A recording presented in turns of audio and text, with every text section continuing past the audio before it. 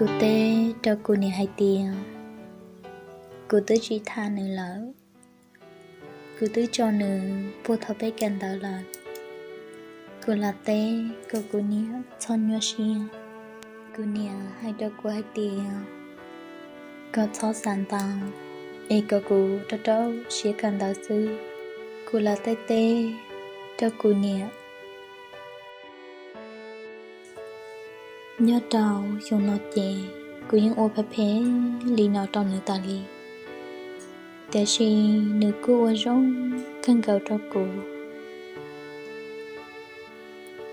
Chỉ thảo cô chè nên đỡ ta lo chè. Nữ cô tôi xế cho cô lợi thiên. Tại vì mà nữ dân trường ở rong khăn gạo cho cô lì. Thế thảo ở cho nó chẳng chân. Nữ kế xí lưu lo do hai tiền do xong chia. Nữ cô chỉ mua ba cho cô theo. Tại vì mà nữ mua trong nữ cho phong dân gà lo cho cô. Nhớ cho trong nó chè. Cô cho ý giả lý phong dư trong nữ sư. Họ nhớ lên tờ nữ nó chè nữ cô trong ở rong cho cô theo. Nhớ cho chồng ở lần cả mò xa. Họ cô nó chè cả mò trào. Nhớ trào bé chả nó chè mới tôi luôn bê hộ ổn lì. Xong phong gia nữ cô hơi tôi nâng ở cho rong khăn gạo nữ dân mình nhớ tôi.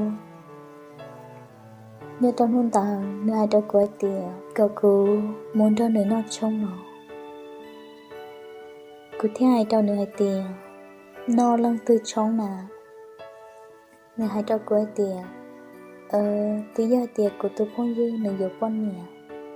Em là ôm bà sơn. Cô chỉ mơ khu cô thấy lý dạo con nó. Em có bỏ cả câu của khu mộ. Cô ai cho nữ tìa. Chạy cô chỉ khẩu wow. Cô chẳng mơ họ lửa em. Nữ hay đó cô ấy tìa mơ họ lửa đất chi nào. Ta kia mà lẽ wow. Sai tìa cô thó có ý rau nó mà. Nữ thọ hàng chê cô chỉ bảo ô lì chả. Cô hay tìa mô lo tao nhiều mô thật thư nó. Nữ hay đó cô ấy tìa thọc ló mồm. Là xăm bà chê thọc ló mồm. Nhớ lên tờ, nhớ thân hôn tờ, thọ bế cân tờ, tuần lành lơ. Tư lê ly là thế chê nữ hay đâu của tìa. Mama thế chê, cô cho con một tên ná thì hán xưa. Có tên tì nó chả khá cắn chê, cô cho con một tên ná thì hán xưa theo lịch chậm. Cô hay đâu nè tìa bố yếu rong mà. Chê cô tên rong nó mà li mô xưa. Nữ hay tìa rong cơ mà. Trái plê lê lê là chê là sao ta là. Cô cho con một tên nát thì hán sư. Lúc sẽ hành đỡ lò, cô chẳng khăn gạo lì. Chỉ không thấy chê, cô chỉ đến đơn một tên nát đâu thì hán. Thảo ư một do, đó là lô hán tên nát. Này đâu có hai tiền, cứ một đó sát hậu. Bây giờ tên ta lì trả lời, mà chỉ có tờ lò của bà muốn nhé cho lời. Nữ thế lì nhỏ sang đầu nó tỏ cô. Cô một học chê lời tên nát đâu của ta, cô tờ lò. Nên trên chia của ta rồi, của hai trò hai tiền. Bất chán à, cô hai lên đá trò nữ hai trò của hai tiền. Wow, nữ nổ cô giống gấu cha lì. Cô hai tiền bỏ vô mà. Cô nói to hai tiền cô thật sợ, vì cô chỉ tóc tăng nhìn nó đối ý rồi lì. Nữ hai trò của hai tiền tiếc hó. Cô giống gấu hẳn lì, cô sai tiền, lô ngàn non chê. Có yếu tố thị ý liệu. Cô lưu loa có hai đơn này tìa xót ra lý cô. Trái bởi của một do gì của yếu tố gió loa cha này. Nơi hai đâu gọi tìa chỉ gió loa liều thân chảy. Cô nào chả không nhờ mày. Lúc cho đã đa họ để tìa lê liêng. Lúc cho khăn đỡ xuân tìa. Cô chọc lá hồng. Chỉ là môn gì mốt cầu. Tao rong câu cân cầu lì. Lúc xe hẳn tại chị này đâu có tìa. Bài ông tư ở trong mong nó là. Chả đây li là. Cô thiên linh dây chê đâu nở mù. lúc sẽ thở một son đó là lúc ngàn một trăm bà ta chè một rong tại trong một chè thầu mồm sa mồm đó rõ đó sa xì là một rong ít lúc trong chỉ đến đó ôi cha cô chẳng thi cô ti lòng đó sa tỏ cô bỏ lăng thiên cô chỉ bỏ hai tia tồn tại do nơi từ loạn câu là do nơi chụp phong dư anh đi rào trời lúc trong sát tỏ lúc sau cô bỏ thằng đi nọ ở đó cô chỉ bỏ giờ tí sát tư lì là cô chỉ lịch không tư giờ sư rồi đi nửa chính chứ cô ta cho lì lúc sau đó chè lì ở giờ bé tôi phong dư cần ta ok đó nửa hai lúa hẳn cho cụ thiên trong này bé cần đã ok là tao đến đây nào là cô chỉ bỏ tiền bây giờ nó nhìn nhẹ cụ thiên bé ở lúc trong đó nhớ chỉ gì đấy lúc sau thằng đó bé tao nó mò ở lý cha lý chơi lý đầu ý đằng đây cho cô lót tay hai tia của cái chi nó cật trâu đã nó do người tôi phong dư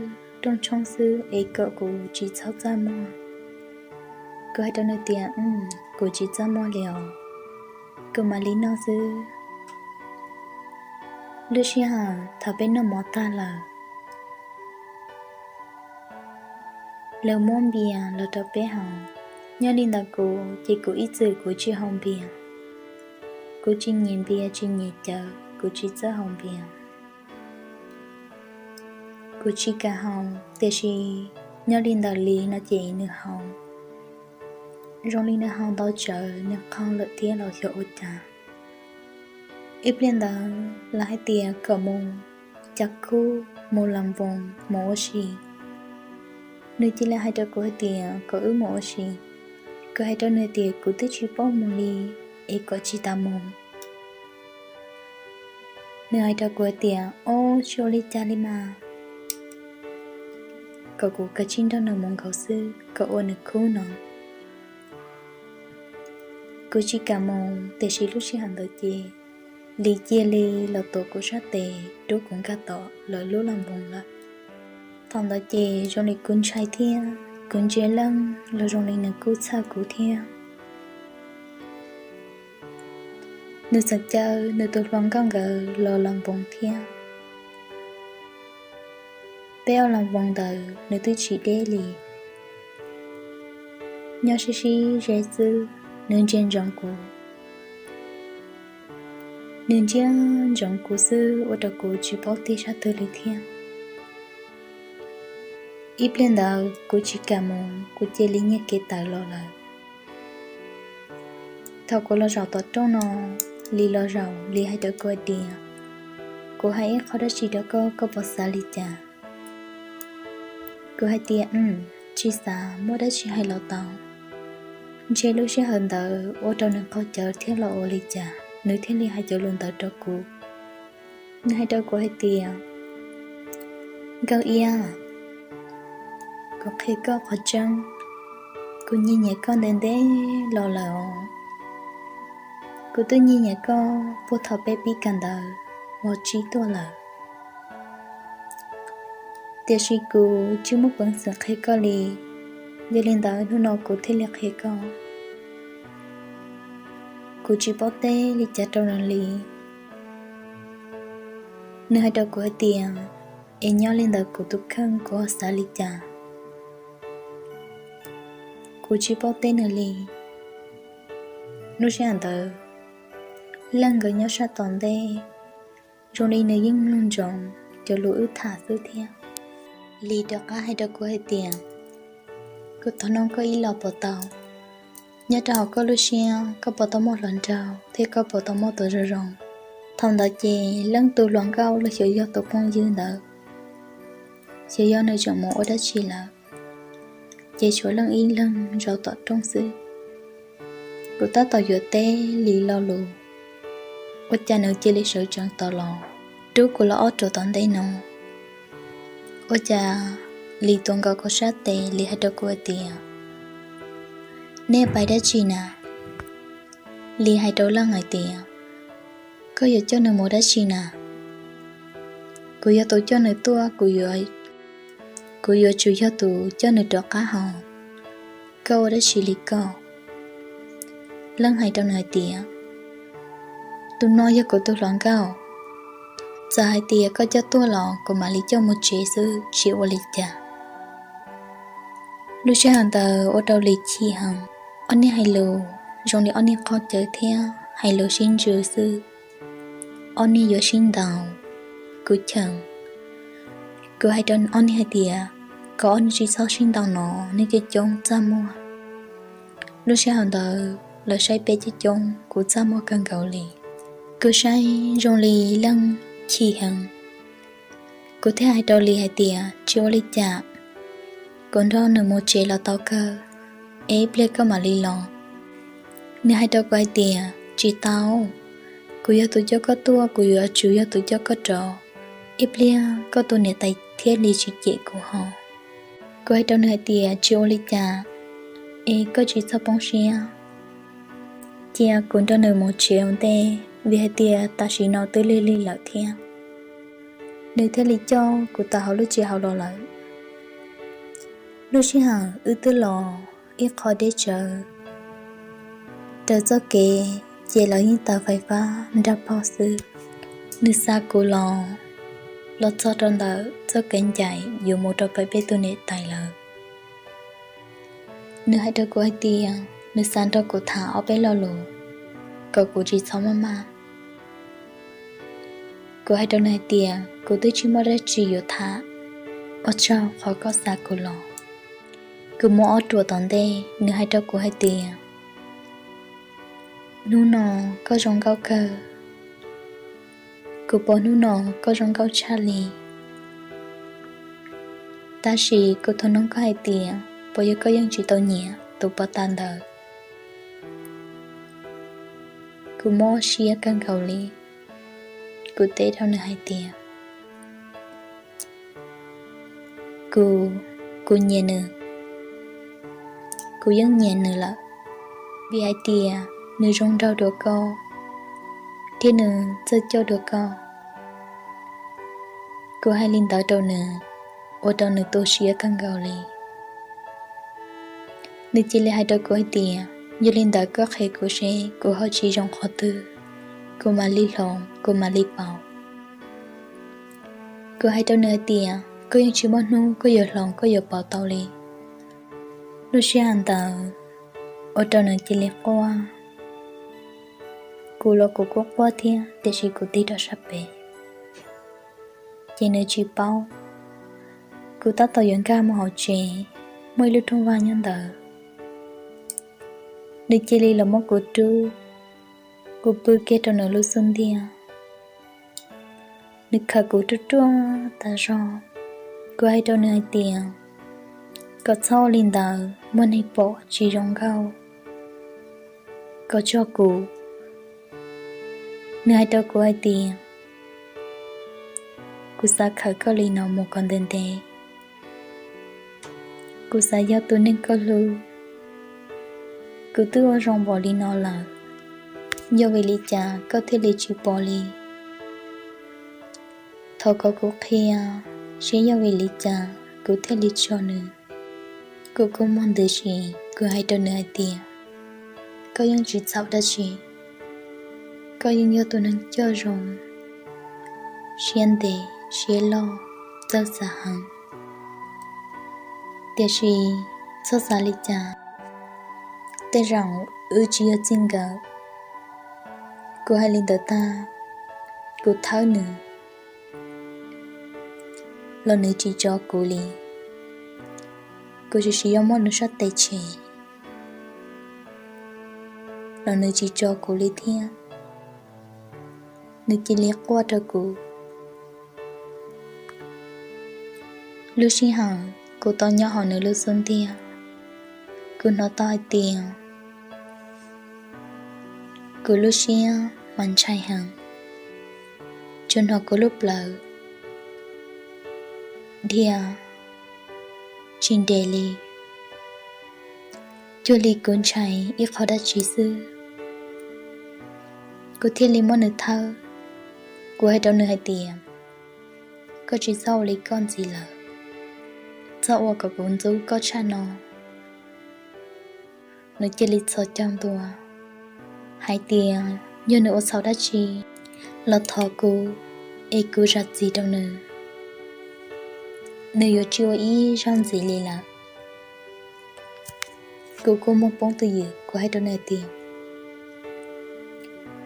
Cô chỉ tao ổ sau đã trí Để chỉ có chia tụ cô say Cô hay là lúc nào thanh trò sư Cô chỉ lên gắt cho học trí Cần gặp khó trong đầu Bé tôi nên đã lâu tuần xài Nếu cô chỉ tao bơi thiên Nếu hay cho cô ấy tiền Cô tôi lo lắm Cô lo là Cô học chẳng tao lo ở chàng Chả trong lý cô chỉ liệt qua là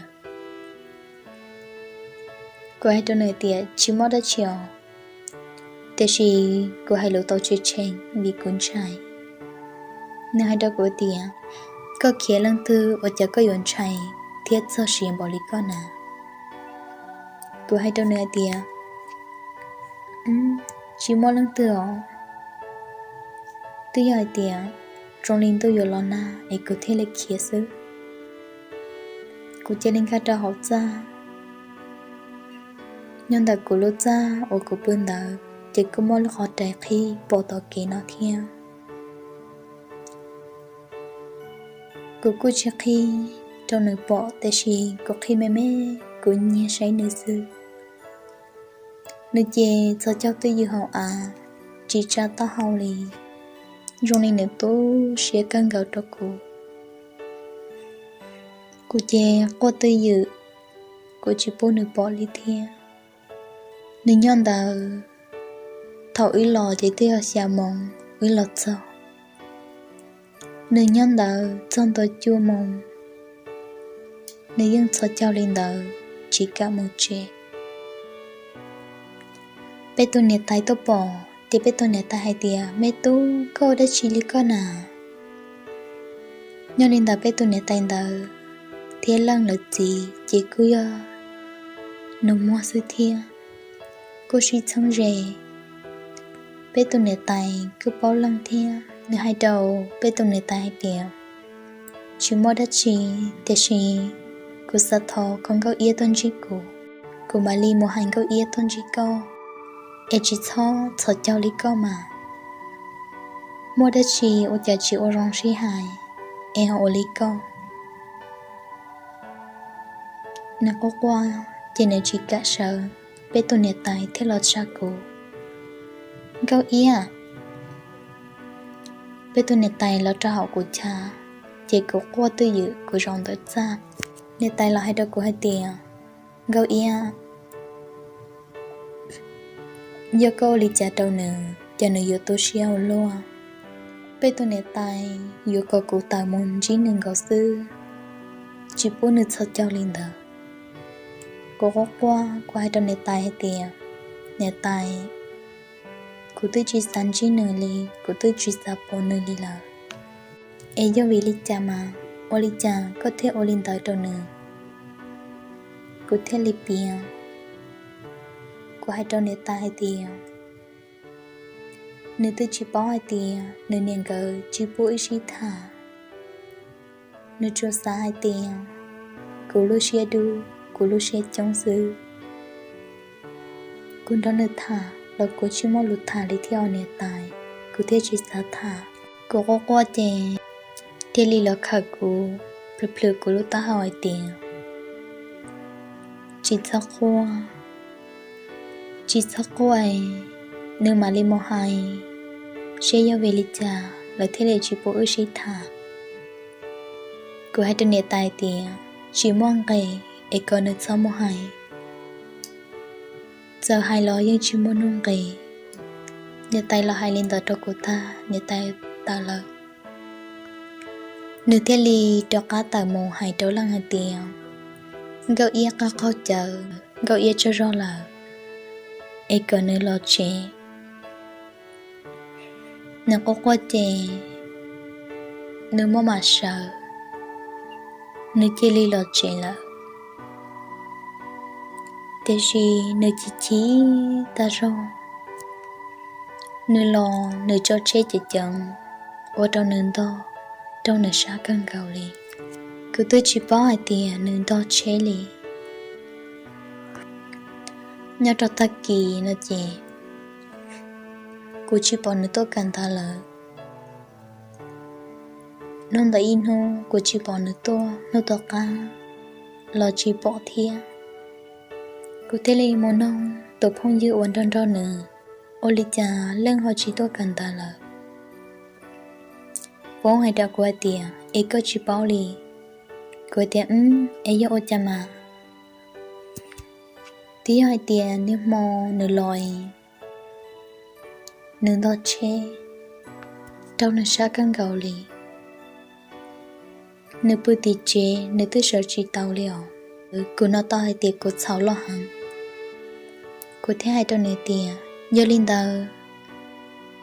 bộ tao khởi chua đâu nửa thiên nhớ tao thòn đầu cô chỉ cá lòn gì nữa là cô cháu nửa căng gạo để chỉ cô chỉ cá lòn gì nữa cô thấy linh một giờ tới khó chua mỗi đợt cô tôi phong dương gà lò cô chỉ bố cô tôi phong dương khía để cho cô giờ tao bên nu cô thấy linh bỏ nữa tôi cần đầu nhớ cho chúng ta chỉ li thao cô hai lên đó ta đâu nữa cái này cô chẳng ở trong đó cô thiên nhớ cho chúng nó biết rằng đó ta chém lúc sau đó bây giờ đã cá cần đó thao lúc gì lên đó nữa online đó cô ý sao hai nhớ trong hoàng cô yên đến đây nó là chỉ tao nông cơ mong li cơ bộ chẳng nó cá nhớ rong là cứ tế trong nơi tiền chẳng nó cá nhớ rong cơ nơi hai đứa quay tiền trên đây nó sư của tôi giờ mùng chơi dùng đến đấy cũng mà đọc khá lò đuổi ý rong ý cô sắp bỏ có ý lử bộ tàu của hai đứa nữa hai tiền nơi dùng một ô đất gì nữ theo hai đứa của hai tiền tuy nhiên của dùng một cần tờ nhớ trò suốt thế cứ mù chỉ dùng đến đấy của mà tao lối lử ý cô sắp bỏ có bộ tàu lúc xưa họ của nó hai tiền nơi dùng một cơ sở thế chào nó ô tô cũ blong xe đột thế mỗi ý ra của hai đứa nữa hai tiền tao cơ ta chỉ có mấy gặp bố có tua bố mà ô cha họ chỉ bố của mấy gặp những chị chèo để chỉ nếu tôi cân nhưng chúng ta sẽ lì hai tiền nên nên gặp chị bố chỉ thả của hai đứa nữa tiền tao cơ hai đứa của tiền nhớ linh tờ nhớ trong ta kỳ thao tròn tu của tuần chỉ câu của tuần đó có nhớ ý lử ôn tê của yêu mù của hai đứa nơi tiền tao cơ nhớ cho ta kỳ nôn tờ chỉ của mẹ bé mù ô tê chị thao giờ tròn tu của nên cả hai đứa của tiền chỉ muốn nâng cơ cái ấy của tao lo chỉ có của cơ cái ấy của mà đi lò vì cô này là giờ lo họ lửa ông đây trái plea bé lo lên chè chỉ muốn nâng họ lửa tờ chè nó cô hai đứa cô này tiền tao mà nên cả chỉ muốn đây em lấy của các ai của mà đi lò cô thấy li một tạc cái bự cô này là lo ông đây ta là cô một tạc cái bự chè cô ta cái thằng cái là bữa ta tư do trò mong tư giờ lo chọn tôi lại cô chỉ cho tao lo thiên cô nó có lúc tông đó cô thấy lịch dài này đâu có tiền cứ chỉ tao lo chê nó cô thiết tên nữa tiền chỉ tao à cô chồng tao lo nó xứ như linh đạo của tôi đó có hai đâu nữa tiền cứ tôi chọn đợi bây giờ là nó qua lịch trả có yếu tôn gió luôn mà như hai đâu của hai tiền giả bỏ cô thì lấy tôn gió cô đang được thật thà nếu mà giờ tông tiền là thằng đó tôi yêu là chọn tôi ta tao cô lo trừ về cái lo nó cho nên tôi nhớ phải nào tao cô nay đâu cô hay tiền cho lỡ mò chọn tôi là lúc xưa hạt đó cô sai tiền trên đó nơi mù là chọn tôi là cô sai tiền đó nơi mù là hiểu bao nhiêu khó rong thiên này đâu cô tiền có chẳng sao đã chi nào chỉ ô lịch trả liệu cái chỉ lỡ bài cô tên linh dây che đó nơi mù lúc xưa còn dây che rong lịch của nó tao tiền còn trên trái nữa nếu thì lấy mua của sát tệ khả năng lúa đùa là hai đứa của tiền khả ra rong chả có bông nữa theo chỉ sao trò cô sa có khả cụ đi nào ta lý sư nhớ trào của Lucia cô dân tên nữa lo hai tiền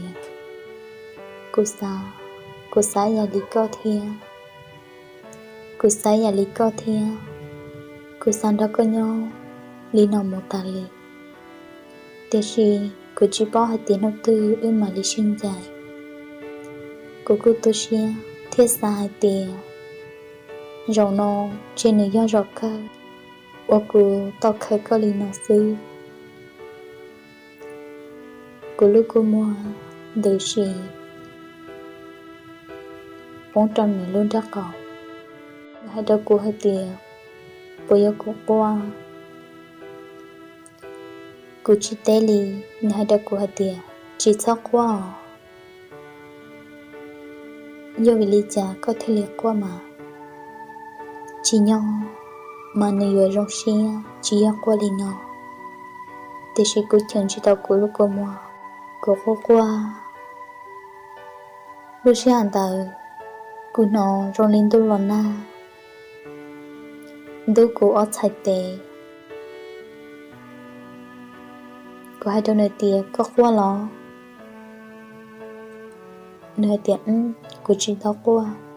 nơi chỉ cả khai lì thì chỉ có bao tiền nào qua nơi qua chỉ thấy giả qua cô tu xe cô thấy giả qua hả nơi hai đứa cô tiệt do linh đạo cô chỉ tao qua là cô cuốn chia chỉ tao qua cô thấy lì ô tia chỉ bố cô lúc cô một tờ lúc xưa họ thở lọt sốt chế cô nên gỡ tư ô tô một ta lại bây giờ nó mò kì mòn đời bên nó mò ta cô nên gỡ bưu ta lại ư rằng được khó chú nè hai đứa cô hai tiền cô mới giờ đã chỉ dùng mò cho cô one day cô dùng mùng cần tờ cô sa có khá khó nói chia lúc xưa hàng con cho cô có thể tàu sai sai tía có tới trình cho cô là gì sai tía có mất cho cô khởi sai vô đam mua nó nửa mua tao ít cho sao cho cô cho sao nửa cô do tía dù ít khu ít sao cho cô cho ít sao cho nửa cho ít cho cô cho ít cho nửa cho cô cho mỗi ít sao cầu hồ chạy cho nửa cho mỗi ít sao cầu hồ chạy theo mỗi chỗ kì nửa tới lúc cầu hồ chạy rong cao khăn cầu liền nửa hai đứa của hai tiền xa hai tiền cô khó đâu có cho cô chỉ cho mong lề xa hai tiền cô thọ có ý rau lúc xưa hỏi con trai đã chi lời do hai tiếng mong căn nhà ở được con trai cậu có xa hai tiếng của nhân đôi có tà lì nếu mốt kho cho cụ cho mà cụ chơi đa